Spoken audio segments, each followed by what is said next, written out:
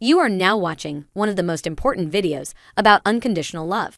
Understanding yourself first and then allowing yourself to be what it wants to be is what it means to love yourself. Unconditional love is just down the street on your happy boulevard. How do I hold it in this place that it feels right now? Yes. Well, let's examine what the components are. It's new and fresh, which means so far you're only looking for and finding positive aspects. Yes. So what you've been putting in your vortex for a long period of time, this relationship, as you focus upon it, is causing you to match. So that feeling of being in love is the feeling of alignment with all that you've created through all of the relationships that you've been living, you see. So how do you hold yourself in vibrational alignment with that when it is likely that something may come up that isn't a vibrational match to everything that you've put there? Because you didn't ask the universe to bring you a person who would not allow any expansion in a relationship. You didn't say, universe, bring me someone who is perfect, who will never change and who will never ask change from me. You're asking for someone that you can eternally be joyful with, which means you're asking for someone who is willing to step out of the vortex and in and out and in and out and in and out and in and out and in. You're asking for someone who has the capacity to expand and the willingness to align with the expansion. Right. Yes. So you have all of the tools. You know what to do. In other words, the way you keep this relationship feeling as wonderful as it does today is by taking complete responsibility for the way you feel at all times, by owning your emotions, and by understanding that it is your work to tune yourself to the best feeling. What deliberate creating is understanding that if something happens that doesn't feel so good, it is your job to focus yourself back into feeling good without needing that flaw to be resolved. Hold on to your seats, because you may not like this, but this is the secret to a wonderful relationship. I have the ability to focus myself into loving you no matter what. Wow.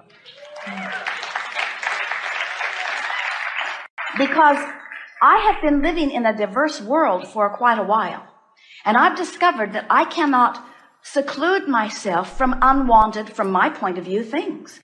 There are so many people who want things that I don't want, and I don't have the right to take from them the things that they want just because I don't want them. I've learned that this diverse world is the right kind of world, and that I just focus myself within it for the attraction of what comes to me. So, lover of mine, you say, I will extract from you by the basis of my point of attraction, not by the basis of your point of offering. I am attracting from you, and I take full responsibility for what I attract, you see. In this business of deliberate creation, we want you and Esther, we want all of you to understand that there is not a problem with discussing the problem. In other words, talking about it is going to amplify what you don't want, but it is also producing more of what you do want. But when you're wise like you are, when you know about emotions, when you're wise like Esther is, then just don't get carried away with poking around at the problem. And the point that we're making here is be solution oriented. That's the other day, Jerry was telling a story that he has told for years. And at the end of it, and Esther has enjoyed it every time he tells it, because it just gets better and better as he applies it to whatever is currently being lived. And he ended by saying, and the moral of the story is, and when they settled in on the moral of the story, they both felt such satisfaction at aligning with the conclusion that this story had caused them to focus upon.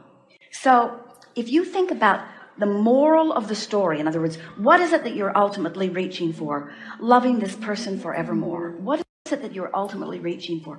Finding the best in one another every day. What is it that you're ultimately reaching for? Joyful, co-creative, expanding experience, you see. So as long, we just want the moral of the story to be so foremost in your mind that you don't get carried away, because there's nothing wrong with having a conversation as long as you're solution oriented, you see. How can I keep our relationship feeling this way? How can I just keep feeling alive and excited and happy about it? The answer is, give the relationship your undivided attention when you are sure you are in the vortex. And when you are not in the vortex, don't spend too much time trying to sort it out. Okay, wow. Most people get nose to nose outside the vortex. And they practice the outside the vortex, and then they stumble into the vortex every now and again and have and make up. But what about a relationship where your relationship vows go like this? I am so glad to be together with you. And I'm also so glad to be together with the source within me in my vortex. And I love it most when we're all in there together. And it is my dominant intention to give my full attention to you from inside my vortex. So if you ever find me distant, it's not because I'm not wanting what's possible. It's that I'm not vibrationally ready for it in that moment. But don't despair. I'll be right back. If you want someone to love you and flow their love to you, and we know how good that feels, and we can understand why, if they're not doing that now, that wouldn't feel as good as it felt when they were doing it. But if you can remember that the reason that you feel the way you feel is for one reason only, is because of what you're broadcasting. What you are broadcasting or radiating or spewing has a relationship with what your inner being is doing at the same time about the same thing. So when it matters to you that you are loved, you can't control that, because people have different ideas about what they want. You heard our friend say she cut him loose as she chose what felt better to her. If in order to feel good, you need them to be spewing that to you, you're always going to be in trouble over something, because you are not the object of attention to which everyone else is serving, you see. But when you realize that the way you feel is about what you're flowing, and so what you're really saying to us is, I miss this person who was an object of attention, who I could really flow a lot of love to. I miss having that object to flow love toward. So you're going to have to get creative. You're going to have to remember good times, but maybe that hurts too much. Or you're going to have to get busy doing other things, focus on other things that aren't about that subject. Or you're going to have to step back a little bit and think about so much that you still do love, get in the appreciation mode about different things.